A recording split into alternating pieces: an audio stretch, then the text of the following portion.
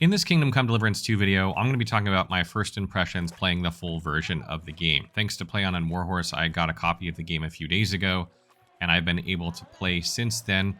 I'm only able to give you guys my impressions from the first 8 to 10 hours of the game, so that's what this video is going to be, and we will have a full review of the game later on, but for now, let's talk about what we make of the game so far. Having played the very beginning of the game before, I can confirm that basically the beginning of the game is the same as what I have played. And if you didn't see our previous preview video on this, I can basically tell you that the first hour or two of the game is kind of slow. It reminds me a lot of Red Dead Redemption 2, where there's a lot of like story building, a lot of cutscenes, and a lot of dialogue that's happening. There's a recap of events of the previous game, and it's on rails quite a bit for the first 2 hours or so. You have a little bit of gameplay here and there, but it's really trying to set up this epic story. So it has a bit of a slow start. It still remains that way from what I played before. So just keep that in mind. However, what I will say is that the recap is good enough and the way the story is set up is good enough that I don't think you need to have played the previous game in order to play Kingdom Come Deliverance 2.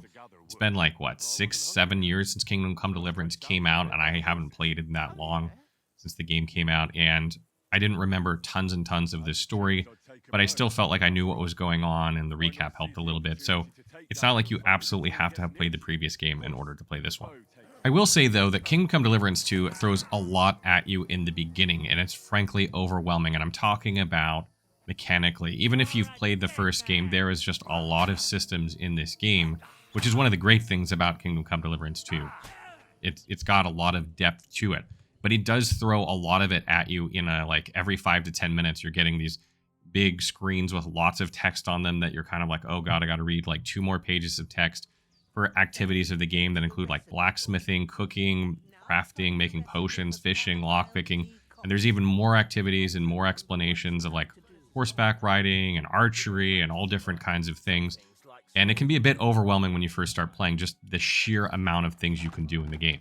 And if you're like me, you probably won't read all these as they come up. There's just too many. They come at you too quickly. And when they do come at you, you know, you've been through this kind of 1 to 2 hour buildup of finally getting to play the game. And you won't want to just read them like over and over and over. You're going to want to start playing the game, which is fine. If you need other help, obviously we will have the wiki and we'll have guides up for you as well.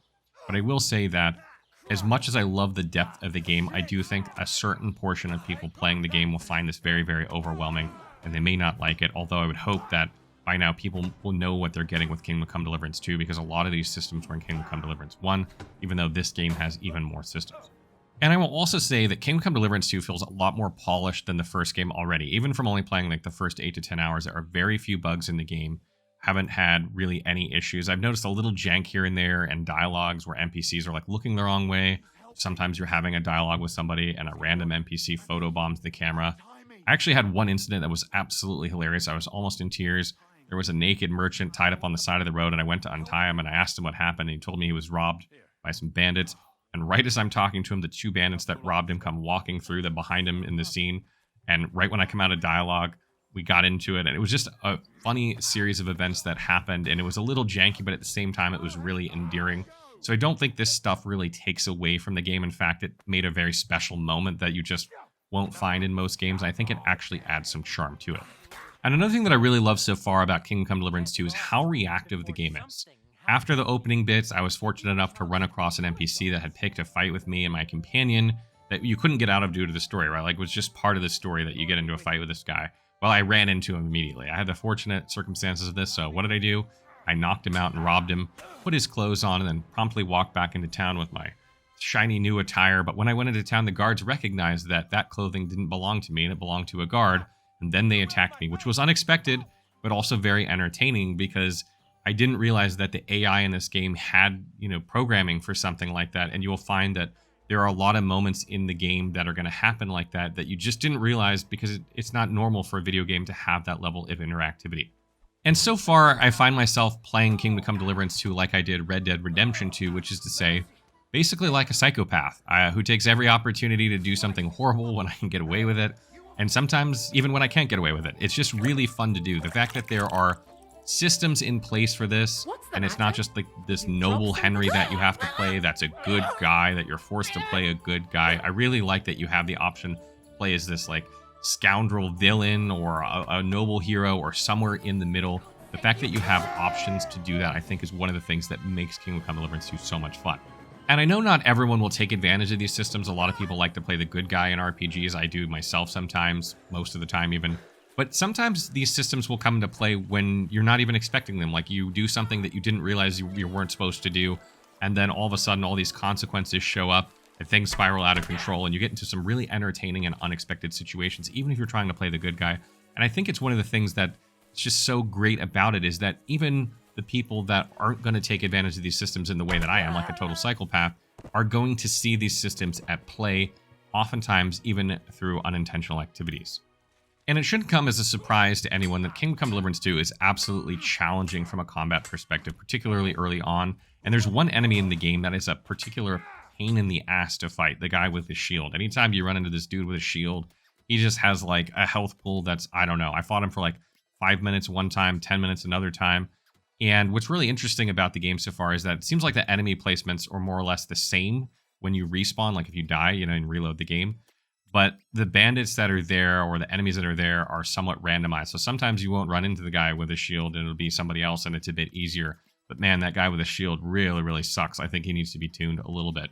But you are going to die a lot in this game.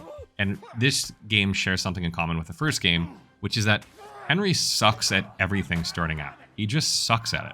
And obviously the idea behind this is that, as you gain power, as you improve Henry and he gets better and better at things, it feels good. It feels really rewarding, right? Like you can feel yourself going from an absolute nothing to an absolute badass over the course of, many, many hours in this game. I haven't even reached that point in the point that I'm going, but you can see it heading in that direction.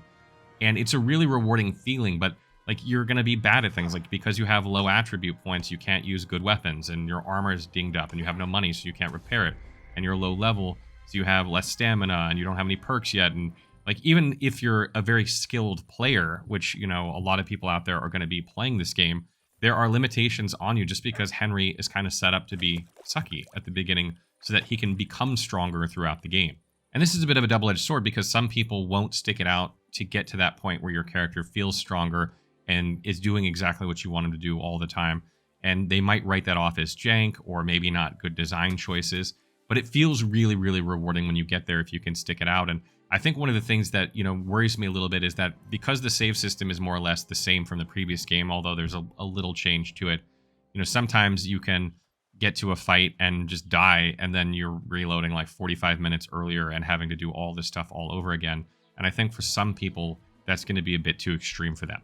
Narratively, the game's blown me away so far. I'm not going to get into spoilers or anything like that, but apart from some small janky character movements and bugs and cutscenes, the dialogue is absolutely outstanding. The voice acting is some of the best out there.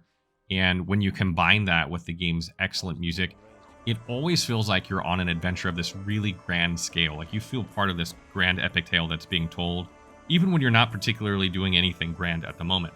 When you don't feel like skipping through dialogue, in a day and age when people have very short attention spans and it's very hard to get people to pay attention for long periods of time, you've got something good. When people are really listening to the dialogue as told by the characters, even from characters that don't have a significant importance in the overall plot of the game, I think that says a lot about the game.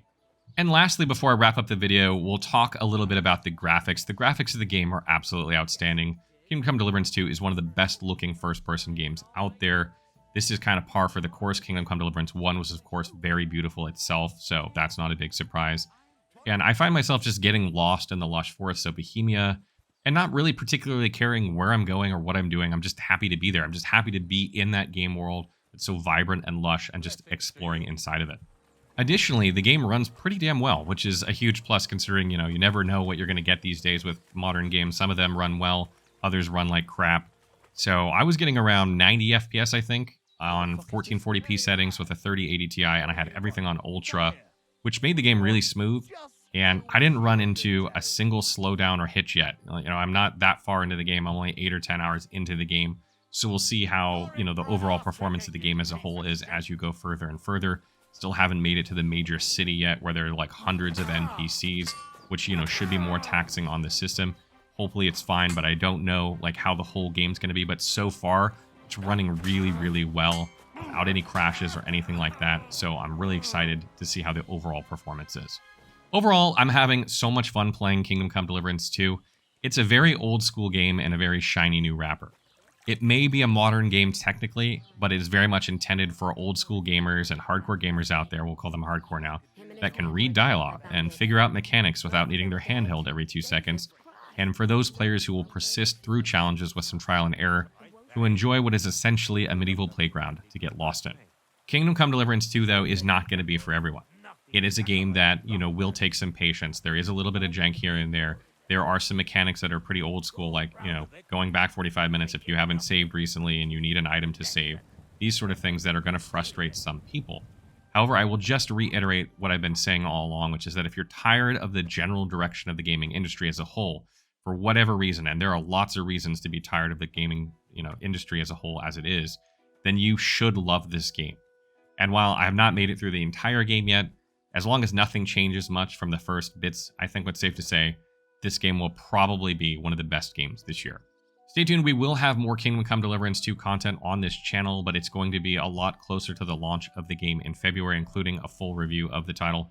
So if you want to know what our final thoughts are on the game, stay tuned for that. But for now, just keep in mind that I think this game is going to be one of the best this year. So what do you guys make of Kingdom Come Deliverance 2? Are you happy to have heard some of this? Is this all things you kind of figured out already? Is it music to your ears? Let me know if you have any concerns in the comments below.